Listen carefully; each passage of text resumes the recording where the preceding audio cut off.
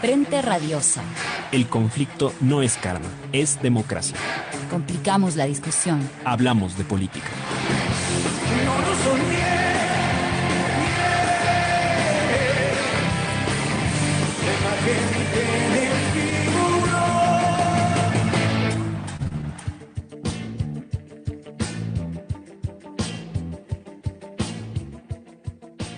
Pichincha Universal. Hola, ¿qué tal? Buenas tardes con todos y con todas. Bienvenidos nuevamente a Frente Radiosa, un espacio que, como saben y lo decimos siempre, está comprometido con debatir y agitar la política. Mi nombre es Isabel Díaz y me acompaña en la conducción Yura Serrano. ¿Qué tal, Yura?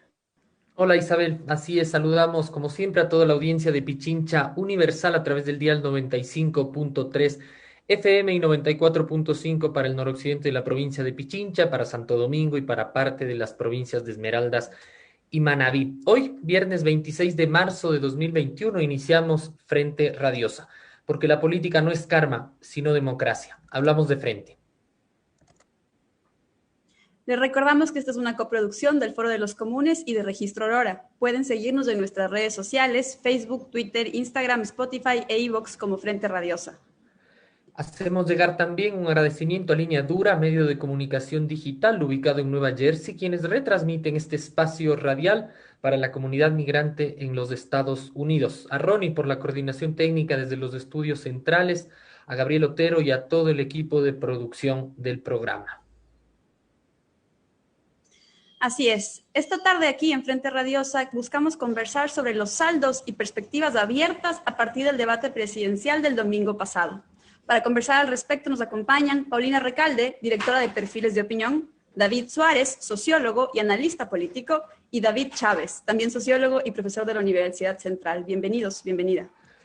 Luego de casi 40 años, Ecuador fue testigo de un debate presidencial entre las dos candidaturas que disputan la segunda vuelta. A menos de un mes del balotaje, se trata de una plataforma crucial en el camino de ambas candidaturas por quemar sus últimos cartuchos e intentar sumar nuevos votantes.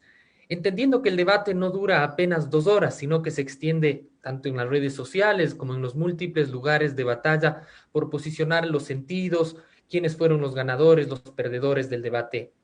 Esta tarde entonces en Frente Radiosa conversamos al respecto. Para ello nos preguntamos cuál fue la estrategia desplegada por una y otra candidatura a la hora de enfrentar en vivo a su contrincante. ¿Hablaron solamente entre ellos o lograron conectar con la ciudadanía que los estaba sintonizando? ¿Llegaron a responder preguntas y presentar propuestas concretas o a evadir lugares incómodos con muletillas y guiones un tanto forzados? Más allá del debate, estas son preguntas que nos ayudan a entender los ritmos de la campaña. Los intentos de desmarcarse de Moreno y la debacle de los últimos años fueron una constante el pasado domingo.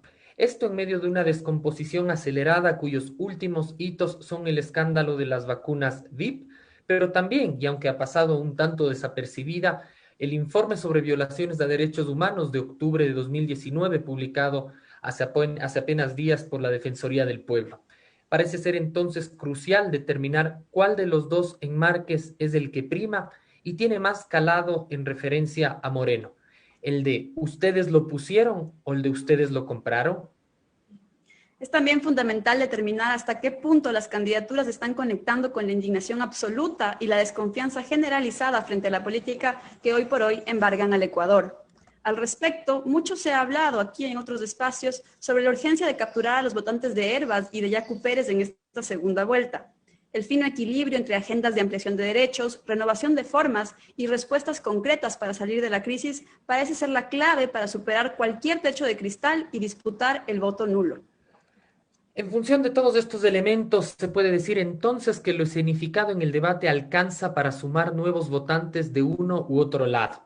De no ser así, ¿cuáles son entonces los ingredientes que se quedaron por fuera y que pueden significar un punto de quiebre en estas escasas 2 semanas que quedan de campaña? De esto y más conversamos esta tarde en Frente Radiosa. Bienvenidas y bienvenidos. Política de frente, porque la política es cambio y conflicto.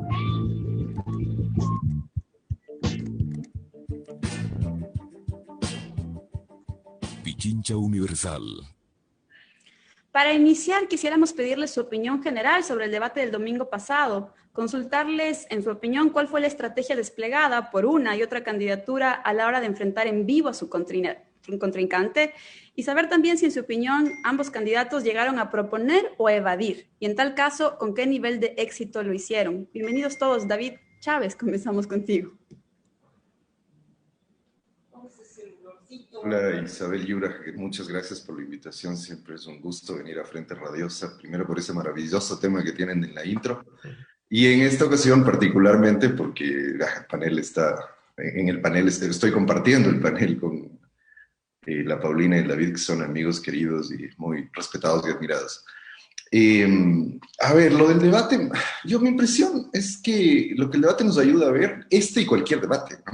Lo que nos ayudan a ver es más cómo está la gente pensando la política, cómo están los políticos pensando la política.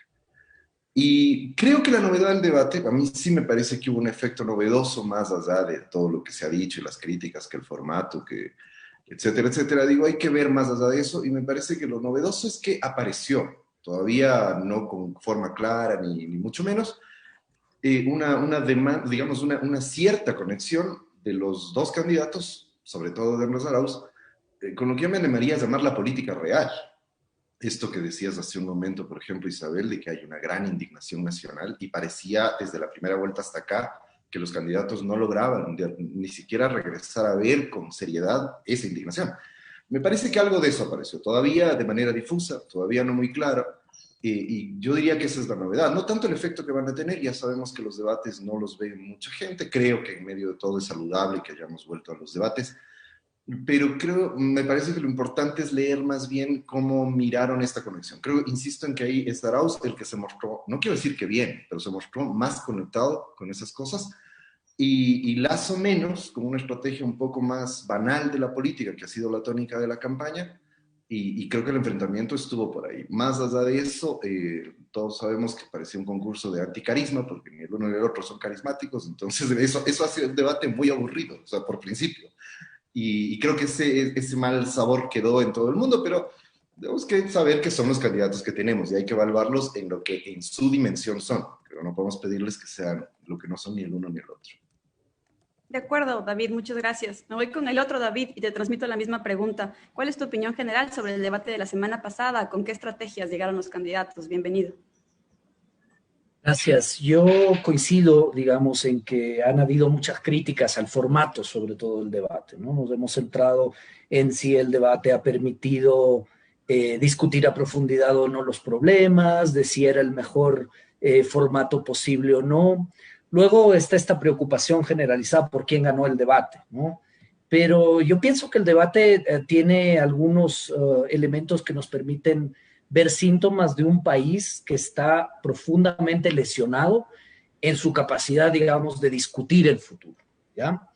Yo pienso que la devastación institucional y democrática en la que estamos, el contexto en el que surge el debate, marca también, digamos, muchos de los ritmos que tuvo este debate. Por ejemplo, a pesar de que hubieron preguntas sobre cómo iban los candidatos a enfrentar problemáticas concretas, ninguna trazó una línea decisiva, por ejemplo, respecto a modelos de sociedad, ¿no?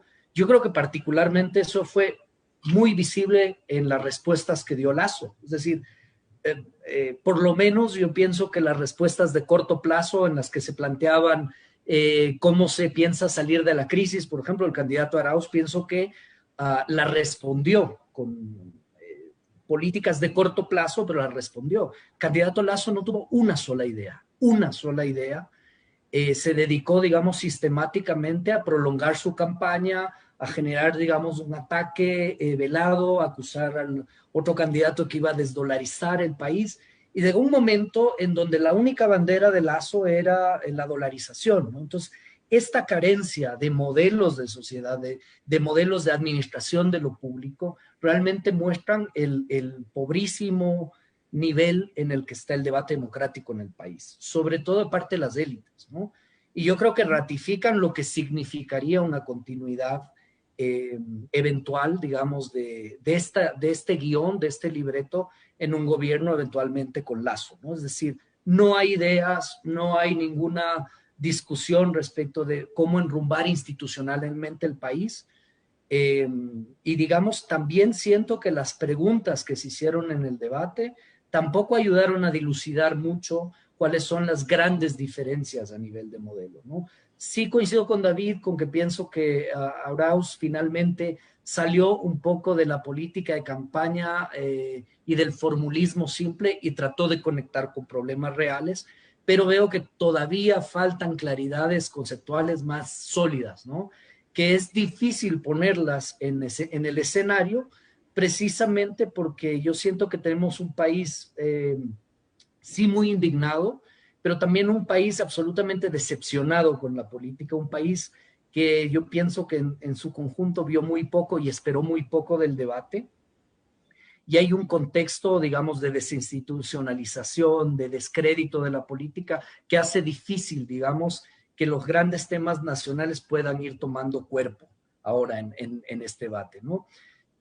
Pienso, digamos, para hacer un saldo o un balance, yo sí pienso que Arauz posicionó de mejor manera algunos temas, pero repito, me parece que todavía, digamos, esta discusión profunda sobre cómo reconstruir el país, reconstruir el espacio democrático, todavía nos falta, ¿no? Diría que hace falta que la política real entre como un torrente con más fuerza, quizá en estos debates, ¿no? Ok, David, muchas gracias. Paulina, te transmito la misma pregunta que tus compañeros de panel. ¿Cuál es tu lectura general sobre el debate del domingo pasado, pero también quizás conectando un poco con las ideas que ellos han planteado?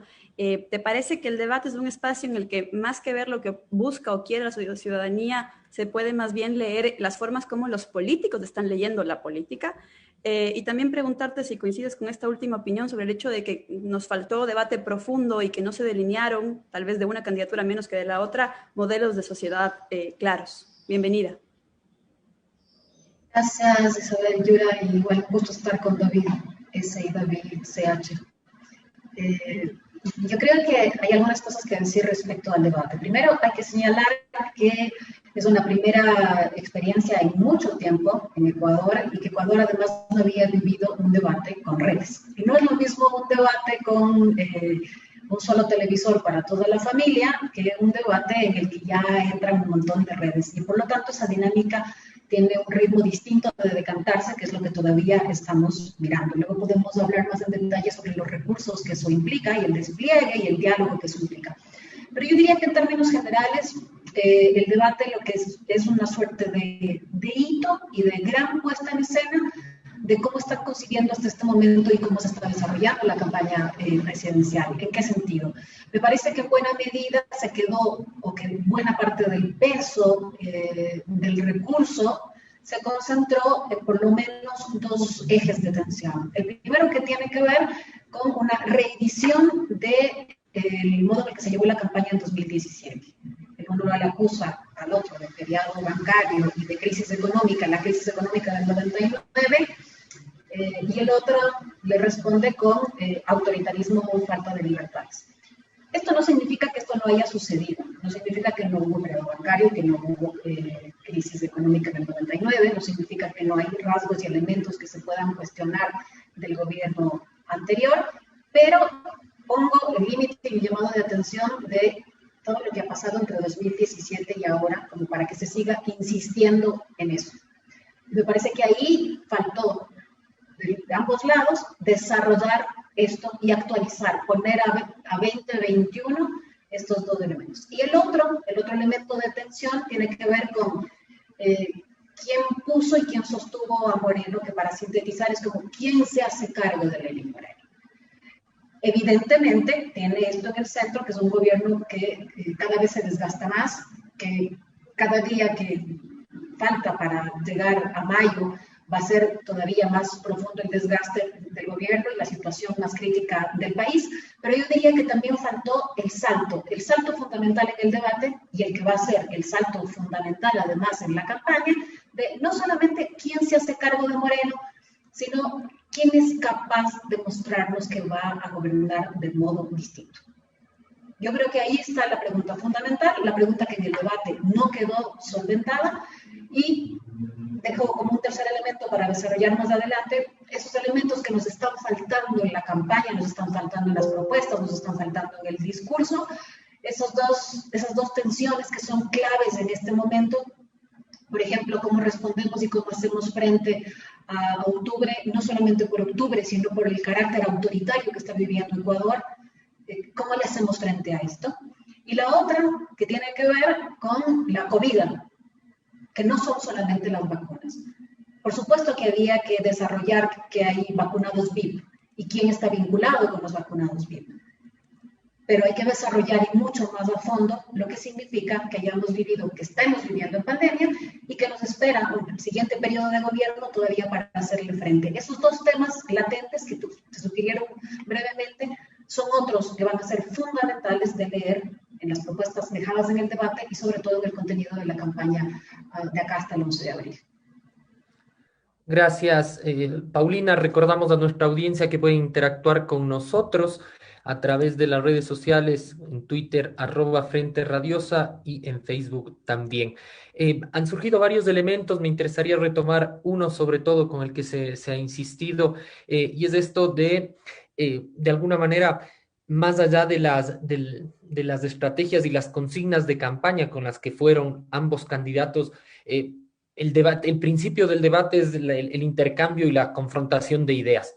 En esa lógica quisiera preguntarles qué candidato sostuvo de mayor y mejor manera la confrontación, el intercambio de ideas, quién propuso, quién jugó más a la defensiva, cómo vieron un poco más de esto en clave, digamos, también de esto que se ha dicho, que la política real estuvo, quizá apareció a destellos, pero no fue el centro del intercambio el día domingo en el debate. David Chávez, empezamos contigo esta ronda. Hubo altibajos, digamos, ¿no? Porque a veces aparecía con fuerza así el conflicto, sobre todo creo que en las primeras interpelaciones que le hacía Arauz a Lasso, ¿no? Claro, y eso tiene que ver además, o tiene que llevarnos a preguntarnos cómo estuvieron los candidatos, que es lo que intentan realmente hacer en los debates, consolidando identidades y ascripciones políticas, ¿no? Es decir, están hablando más al electorado que entre ellos, entonces darse duro es para convencer a uno u otro bando. En ese balance a mí me parece que, yo soy honesto porque hay gente que ha dicho que hubo como dos partes, una primera parte en la que ganó Arauz, una segunda parte en la que ganó Lasso. Yo he intentado ver, no completamente porque no tengo semejante paciencia, ni intelectual, ni física para aguantar el debate otra vez, pero he visto algunas de las partes.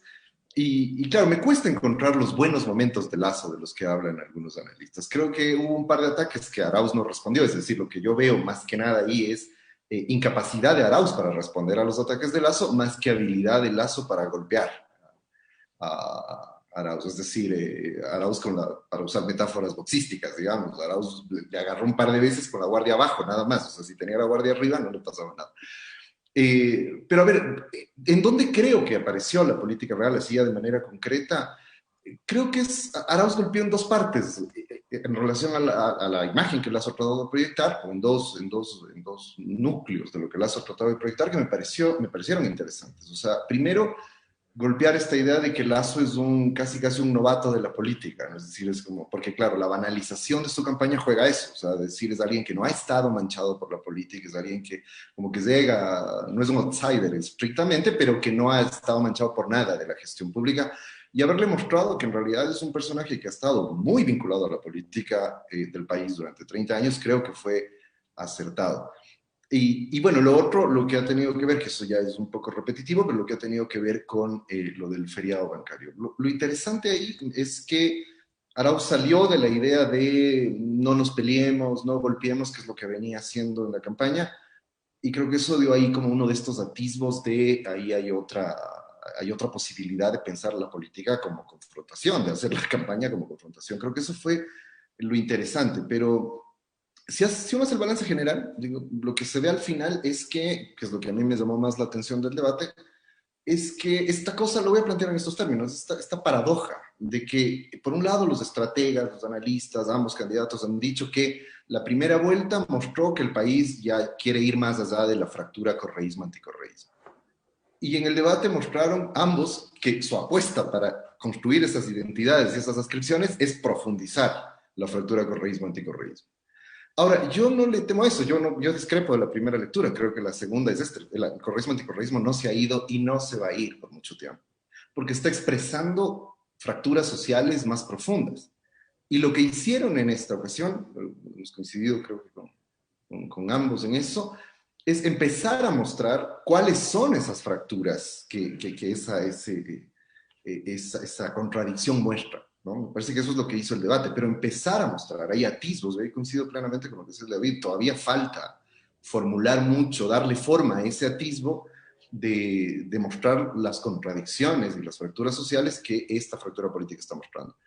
Ahora, faltan 11 días, y en 11 días no lo van a hacer ni el uno ni el otro. Entonces, creo que eso va a quedar así, más bien creo que hay que pensar cómo se va a ir decantando esas fracturas sociales profundas en el campo político ya en el nuevo periodo de gobierno, en uno u otro escenario. Gracias.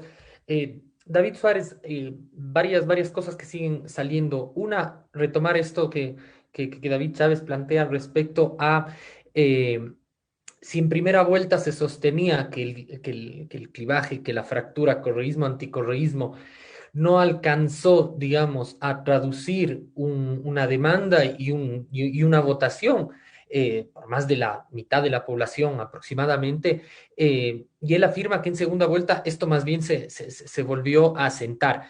El candidato Arauz, desde mi perspectiva, alcanzó a tirar algunas líneas, por ejemplo, y guiños hacia fundamentalmente el movimiento indígena, reivindicar el artículo 1 de la Constitución, el Estado plurinacional. ¿Alcanzó, es suficiente?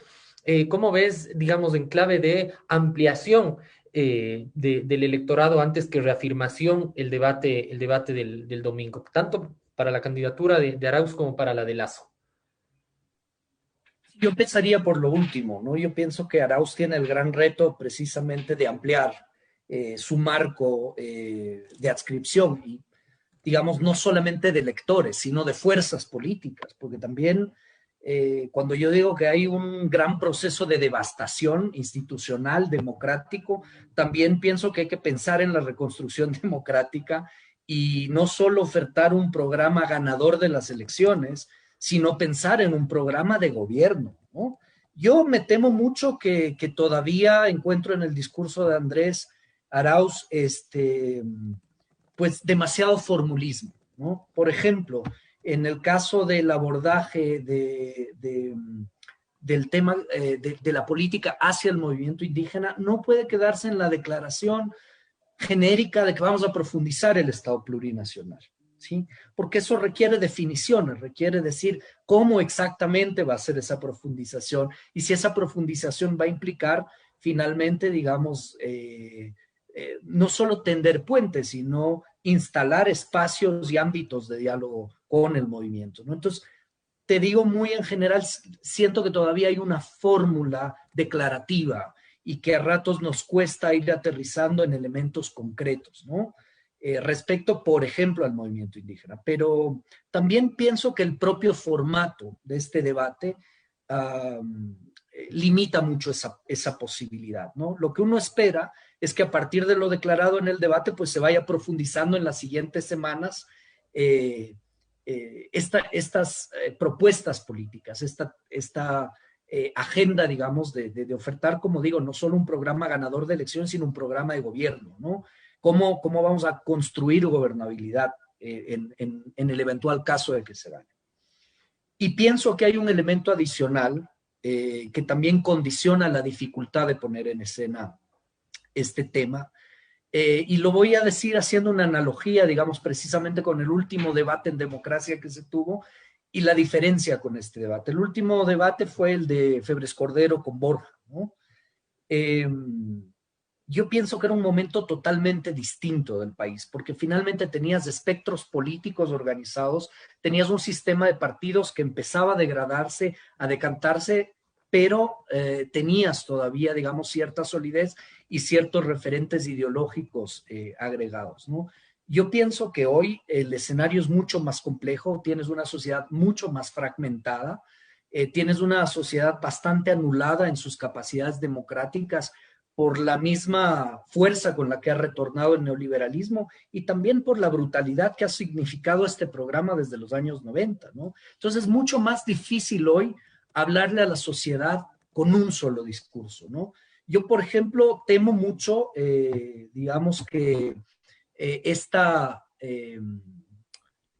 línea de campaña por la que se ha ido Lasso, digamos, represente de mejor manera la misión que tienen de ir buscando electores, ¿no? Ellos le hablan a una sociedad fragmentada y van insertando mensajes diferenciados por estratos, es decir, no hay una lectura de conjunto del país, no hay una narrativa para el país, ¿no? Me parece que Andrés sí intenta reconstruir una narrativa. Creo que en el primer momento, la primera vuelta, la narrativa fue el regreso al glorioso pasado. Eso no convence tanto. Y ahora, para mí, el reto es, en estos días que vienen, proponer, digamos, cuál es el nuevo pacto de reconstrucción de la democracia en el Ecuador, ¿no? Y ahí sí me parece que faltan precisiones.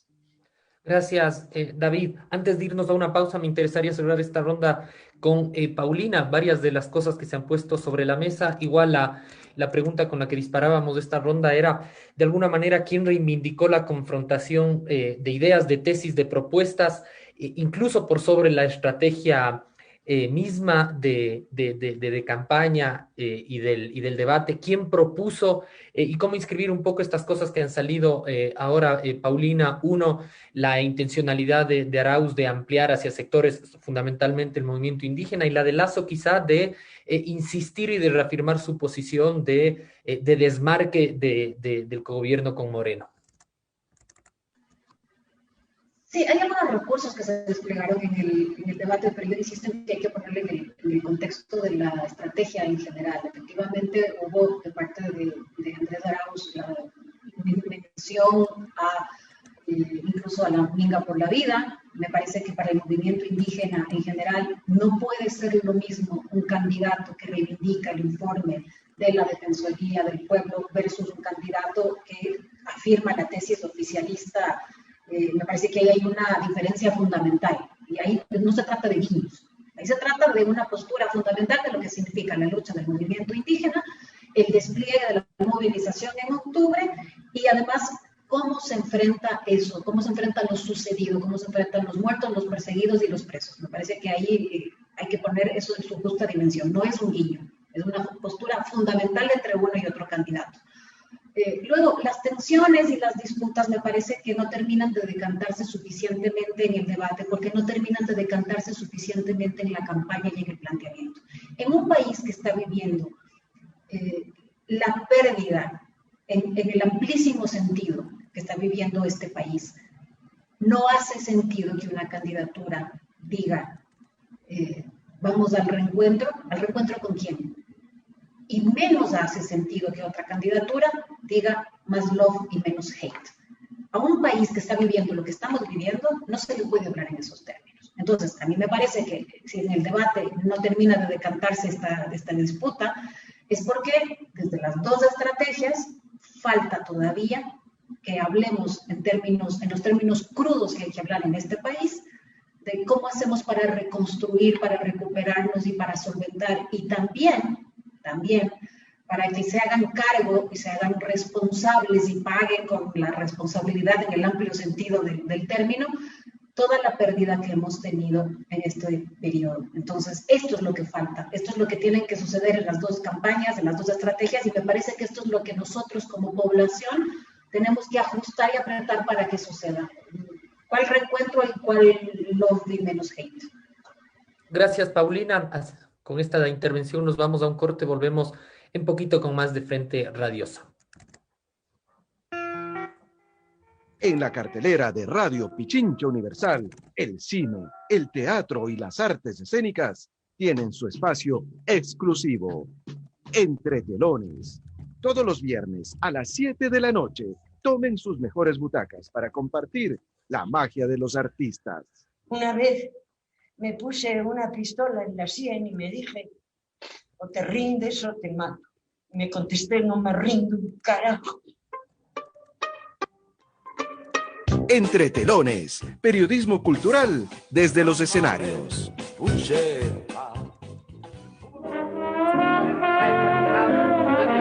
Una noche cualquiera, mientras el mundo se rendía ante el blues, irrumpió una guitarra y la voz del rey. Entonces nació el rock. Fusionando la magia del blues y el rock and roll. Nacieron las mejores creaciones del rock. Con los grandes exponentes en su género.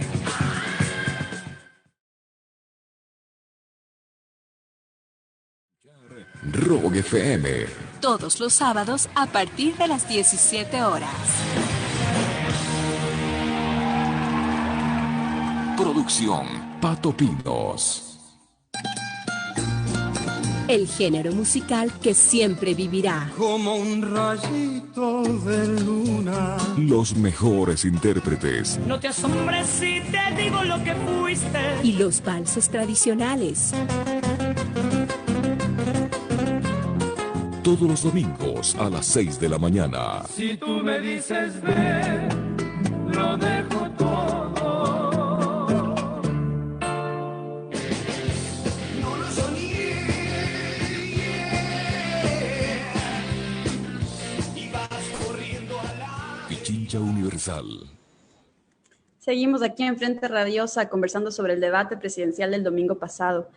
Quisiera conectar con algo que mencionaba Paulina en el cierre del bloque pasado. Ella decía, de alguna manera estamos viendo una campaña que no acaba de conectar con la situación brutal que atraviesa el país hoy por hoy. Entonces, de alguna manera posicionabas esto del más love y menos hate versus vamos al reencuentro y hasta qué punto eso es lo que la ciudadanía busca hoy por hoy. Y conectando con eso, David Chávez, hubo un tuit tuyo minutos o momentos antes del debate que de alguna manera generó controversia. Tú decías, 2 golpes mortales a Guillermo Lasso, el informe sobre octubre y el escándalo de las vacunas VIP a sus amigos. Habrá que ver si Arauz no los diluye en su insípida campaña de autoayuda política. Desde ahí quisiéramos preguntarte, y pensando en términos más amplios, ¿qué te lleva a caracterizar como autoayuda política la campaña de Arauz? Bueno, ni siquiera tengo que abundar mucho, ahí coincido al 200% con lo que ha dicho la Paulina. O sea, es decir, frente a la situación que vive el país, entonces, la gravedad de la situación que vive el país, es difícil pensar, para tomar solo como referencia la historia política contemporánea, una situación tan crítica en donde lo más elemental de la República está a punto de fracturarse y romperse.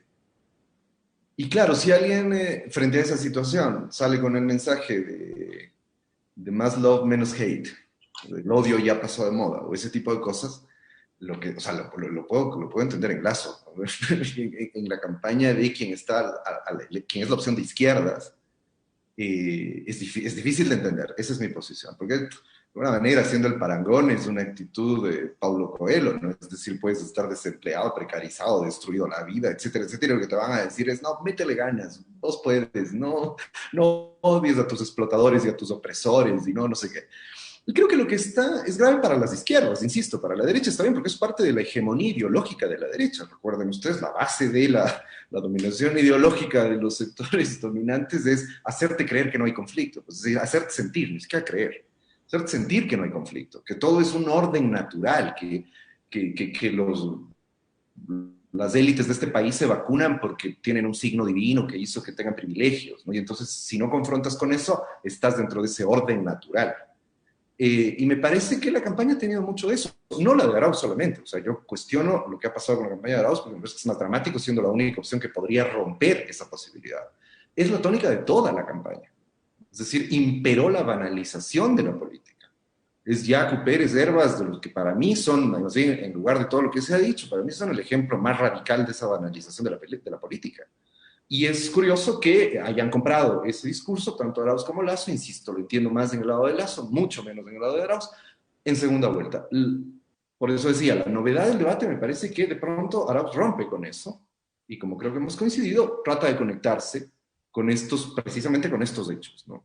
Lo de octubre y lo de la vacunación, que son 2 hechos fundamentales, excepcionales en el sentido más claro y gravísimos. O sea, si uno mira el informe de la Comisión de la Verdad, es gravísimo.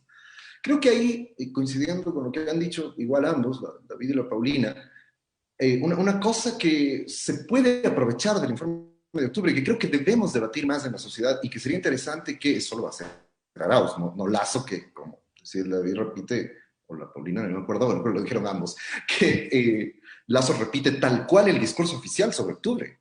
Pero el informe de octubre y el trabajo de la Defensoría, para ponernos concretos, para no estar en las divagaciones retóricas, ahí están los elementos básicos de la reconciliación nacional a la que pueden aspirar los sectores democráticos en el sentido más amplio de la sociedad ecuatoriana. Quienes hacen el informe no pertenecen a una inscripción política determinada, hacen un trabajo sistemático frente a una herida tan grave de este país. Por ejemplo, punto básico, o sea, para reconstruir este país hay que estar de acuerdo con que ahí ocurrieron hechos muy graves de violación a los derechos humanos y hay que hacer que los responsables den la cara frente a eso, ¿no? Porque además toda la lógica esta de la venganza y el odio ha servido para más o menos exigir impunidad. Entonces están ahí queriendo tras de eso y yo no dejo de sentir que están pensando en una especie de ley de punto final que no toque a nadie porque si no va a ser venganza, similar a lo que está ocurriendo en Bolivia, ¿no?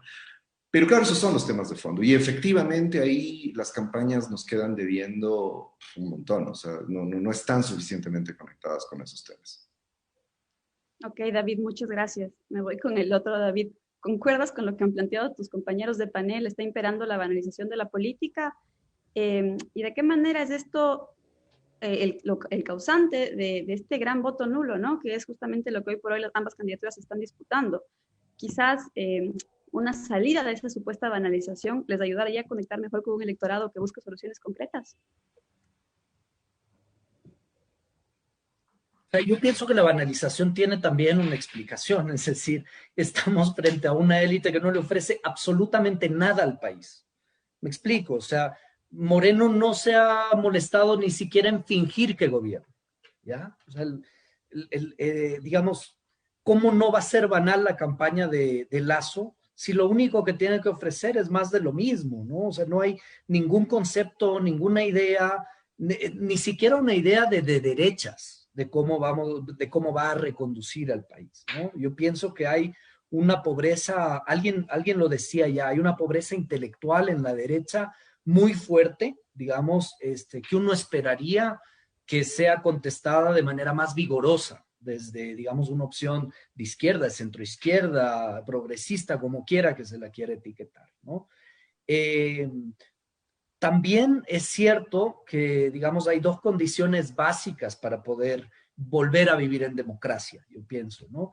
La primera, pues, lo ha dicho David, es decir, hechos tan graves como los ocurridos en octubre, la instauración de una especie de razón de fuerza para defender a capa y espada el programa neoliberal, digamos, si dejamos que que estas semillas sigan germinando, pues obviamente nos vamos a cargar ya no solo la democracia, sino la institucionalidad del Estado, la razón de ser del Estado, ¿no? El propio concepto de democracia. Pero otra cosa fundamental para que exista democracia, para que el debate no pueda ser banalizado por los candidatos, es una sociedad fuerte no solamente en el sentido de que tenga sus organizaciones, sino que los derechos civiles, políticos y económicos de la ciudadanía estén garantizados. Lo que ha pasado estos últimos 4 años es que no hemos tenido garantizado absolutamente nada. Por no tenemos ni vacunas, como ya se ha dicho, ¿no? Entonces, ¿cómo le podemos pedir al electorado en ese contexto, ¿no es cierto?, que asista a un debate, digamos, con mayor vocación de futuro? Y ahí yo coincido, la gente lo que tiene es una indignación enorme, ¿ya?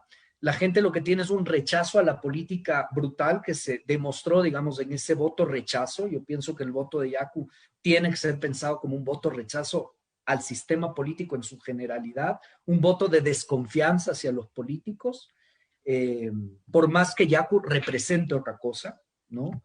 Es un voto castigo en ese sentido. Pero, a ver, como para no perder la línea de por donde yo iba, yo pienso que frente a eso, ¿qué es lo que va a hacer la derecha? Evidentemente, esconder el problema del que la derecha es responsable. Lo que uno no puede entender es cómo la misma estrategia puede ser de alguna manera copiada y pensada desde el otro lado, pensando precisamente en que esta sensación antipolítica, la manera de combatirla es precisamente dibujar una frontera más del amor, de la declaración. Yo pienso que hay que imputar a las élites de lo que han hecho. Esto lo hemos hablado con muchos colegas. Pienso que Andrés, coincido con él, David, que se intentó dar cierto espacio a eso en el debate, pero también pienso que Paulina ha sido muy dura, pero también muy categórica en mostrar, digamos, que el discurso del amor y el hate no están conectando realmente con la gravedad de lo que está sucediendo, ¿no? Y con estrategias muy concretas de cómo vamos a reconstruir la democracia en el país. Perdón la extensión. No, no te preocupes, gracias. Paulina, bueno, ambos han concordado contigo, pero tú también hacías una aseveración fuerte en el bloque pasado. Decías, no fue simple y llanamente un guiño lo de Arauz. Finalmente, él interpeló a Octubre, reconoció el informe, pero también habló del Estado plurinacional y, bueno, varias señales al movimiento indígena y a su electorado más amplio, si se quiere. ¿Qué ves otras señales desde la candidatura de Arauz específicamente, de salirse de su zona de confort, de intentar hablar más allá de sus nichos electorales, o hasta ahí llega? Yo quisiera retomar un poco lo que decía hace un momento David sobre esta suerte de pereza de la derecha. Yo la verdad es que lo que menos veo en la derecha es pereza. Es decir, estamos en este momento justamente en semejante crisis en el sistema de vacunación, estamos en semejante crisis por la corrupción y discrecionalidad con la que se han manejado las poquísimas dosis que llegaron para algunos con saxofón y para otros bajo granizo. ¿Y cuál ha sido la respuesta de la derecha? Fácil, hagamos un pacto, un acuerdo desde los gobiernos seccionales con el Estado nacional y entreguemos vacunas nosotros. Ahí no hay pereza, ahí hay una estrategia política, y yo diría que hasta electoral, con un sentido de la oportunidad que no hay que dejar pasar. Me parece que hay que más bien leer cómo de algún modo la inoperancia del gobierno nacional se convierte en una suerte de pase-gol para que, si no es vía Estado, vía gobierno nacional, sea vía fundaciones y fideicomisos, como ya ha sucedido hasta ahora, que se gestione, se atienda y se muestre eficiencia. Entonces yo pongo ahí un paréntesis. Respecto a al llamado de la izquierda a frentear de otro modo la situación, yo creo que no hay que llamar solamente la atención respecto a la candidatura de UNES. Yo llamaría también la atención a la izquierda que no está apoyando a UNES, porque si no estás satisfecho y contento con la propuesta de Lasso y de Arauz, y en esa medida llamas al voto nulo, pues lo menos que habría que pedirle a la izquierda es que al menos haga una lectura diferenciada de lo que está proponiendo cada una de las candidaturas. Porque no es lo mismo hablar, por ejemplo, de la entrega de vacunas desde el gobierno nacional que hablar de la entrega de vacunas desde una fundación. No es lo mismo hablar de la reincorporación de personal a los hospitales que hablar de una suerte de privatización de la salud. No es lo mismo hablar de la atención en pandemia, llamando la atención a que el Estado tenga su rol de protección, al decir que desde la fundación se han entregado unas u otras ayudas. Ahí tú puedes tener una postura desde la derecha o la izquierda, yo simplemente describo la situación, pero desde la izquierda que está propugnando el voto nulo, por lo menos debería haber el esfuerzo de hacer una crítica diferenciada a estas dos propuestas, de modo que se justifique, me parece a mí, de un modo bastante más argumentado, por qué entonces el voto nulo. Entonces, amplío, digamos, mi cuestionamiento, mi crítica a la clase política en general respecto a cuán poco consecuente está siendo con la situación de pérdida profunda que está viviendo Ecuador. Gracias, Paulina. David Chávez, nos ha llegado un interrogante a través de nuestras redes que quizá es necesario también abordarlo desde la perspectiva de alguna manera, la candidatura que se reivindica de izquierda, popular o progresista. Y nos dicen, hay una confusión entre los límites de lo que es un gobierno, consideramos un gobierno progresista, que incluye, dice la pregunta, asuntos como corrupción, dificultades para lidiar con la dependencia extractiva, la criminalización, y dice la pregunta, tratar de tener gobiernos para grupos más amplios de la población. Y nos dicen, ¿apareció esto en el debate o sigue oculto en la campaña? Es decir, de alguna manera la candidatura reconocida como progresista, invisibiliza estas otras opciones y demandas de sectores con los que intenta dialogar, o, como se decía previamente, digamos, la elección no resuelve los conflictos, pero habilita una posibilidad de diálogo y articulación. A partir del debate, ¿qué podemos decir sobre eso? Mira, yo creo que ese ha sido un tema que ha estado muy, muy presente después del buen resultado electoral del Pachacutic, sobre todo, en todo este tiempo, ¿no? O sea, en qué medida se puede abrir el diálogo. De hecho, alguna de las justificaciones de All You Need Is Love es precisamente la idea de bajemos al conflicto para poder tender puentes con esos sectores. No sé si ustedes vieron hoy día que este intento, que además me parece ridículo, pero este intento de golpear a la candidatura de Arauz con su carrera de funcionario en el Banco Central, es producto de una demanda de Lourdes Tibán. Es decir, es ella, digamos, no es una demanda formal, quiero decir, pero es de ella de las que amplifica la denuncia y sale desde ahí. No voy a extender mucho en eso. Yo he creído siempre, creo que conectado con lo que decía la Paulina también respecto de la posición de estas izquierdas por el voto nulo, yo he dicho insistentemente, la discusión entre la izquierda que representa el correísmo y estas izquierdas un poco más liberales en buena medida, no es ideológica, no es programática. O sea, no es, si es que ustedes no son extractivistas, no sé qué. Puede ser que alguna gente en el electorado y todo crea que sí, pero en los actores políticos esa disputa es estratégica y eso es lo que hace que ahí las conciliaciones sean muy difíciles de lograr. Y creo, es decir, porque los unos representan una estrategia de Estado, los otros representan otra estrategia de Estado, que son contrapuestas además. O sea, estrategias de gestión en el Estado, quiero decir, ¿no? Y digo, más allá si una es buena, otra es mala, me parece que ambos actores, si hay interés en ambos lados de llegar a ciertos acuerdos que me parecen, lo voy a decir de pasada, además, me parecen cruciales para salvar la democracia en el tiempo que viene. Pero insisto, hay que pensar lo que va a ocurrir en los 4 años que vienen. Y eso va a ser muy complicado. Y para salvar la democracia en este país, lo deseable sería que esos dos sectores se pongan de acuerdo. Pero tienen que ponerse de acuerdo en lo estratégico, no en lo programático. En lo programático hay acuerdos al final. O sea, es decir, basta ver el plan de Yaco Pérez para saber que ni Yaco Pérez está planteando salir del extractivismo de la noche a la mañana, por ejemplo, como cree alguna gente que se me ve ahí entre la Andina y la Flax. Entonces, no, eso no pasa, o sea, ni siquiera en el mundo real es muy difícil plantear eso. Pero me parece que la discusión está en el otro lado. Ahora, yo no soy muy optimista de esa posibilidad. Yo me temo mucho que lo que vamos a ver en el caso del más probable triunfo de Arauz, vamos a tener la famosa pugna de poderes como nunca antes en el siguiente periodo de gobierno. Es decir, vamos a tener a un ejecutivo enfrentado a un bloque opositor del que van a ser parte el Pachacutic y la izquierda democrática, muy posiblemente. Ese es el escenario más probable. O sea, si uno lee cómo funciona la política en este país, cómo han funcionado durante después de que se reventó la burbuja de la nueva política de Yaco y Hierbas, o sea, el uno llamando a golpe de Estado, el otro ya diciendo que va a apoyar a Lazo más allá de la izquierda democrática y de lo que diga el partido. Eso habla muy mal. Eso a mí me pone muy pesimista. Me pone muy pesimista de que vaya a haber alguna apertura, más allá de que el correísmo, con límites, con un montón de cosas, pero bueno, ha dado, y como decía bien la Paulina también, sobre todo solo de Tubre, no guiños solamente, ha dado posiciones más o menos sólidas de que quisiera tener apertura y llegar a ciertos acuerdos.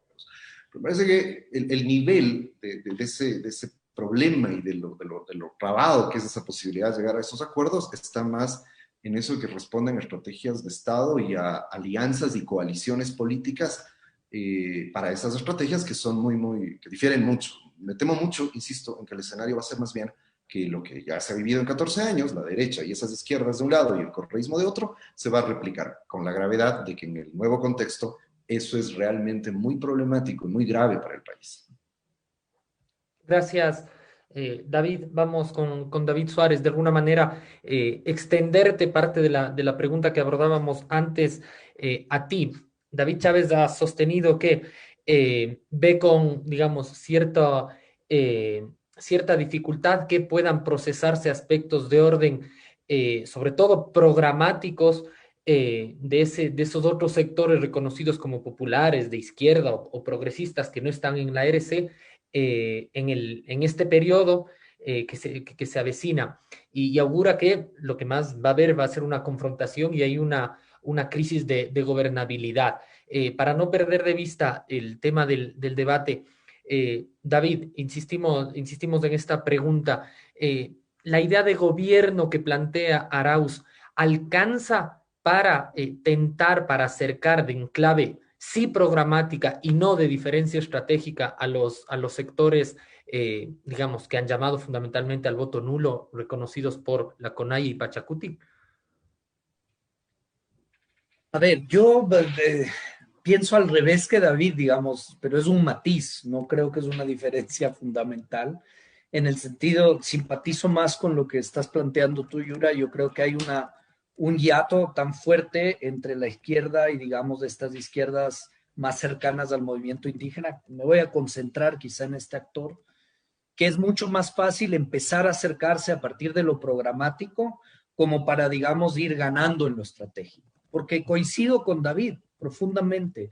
A nivel estratégico, este momento el hiato es insuperable, ¿no? O sea, es insuperable por varias razones de corte político, ideológico incluso, y por la misma, digamos, por el mismo precario estado en el que están, digamos, las fuerzas democráticas en este país, ¿no?